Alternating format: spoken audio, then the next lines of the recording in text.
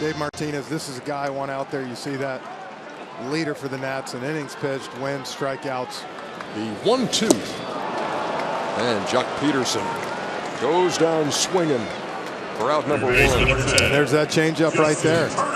Pollock waiting on a 3-2. Did he go? Yes, he did. Strasburg got him to fish. 1-2. Muncy strikes out swinging on a fastball upstairs. 5 in a row retired by Strasburg. That's his 3rd strikeout. 2 out, nobody on. Here's a 3-2.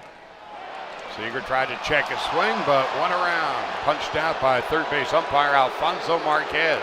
Seager tossed his bat away and was on his way to first base until he was intercepted. He's getting the good feeling of having Strasburg on his side tonight. And there is strikeout number 6. Strasburg has retired the first 12 Dodger batters he's faced, and he has struck out half of them. Now the pitch, swing and a miss, struck him out.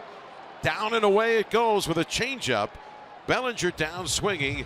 7 strikeouts for Steven Strasburg with 1 away here in the 5th inning. The kick and the 2-2 pitch. Strike 3 called.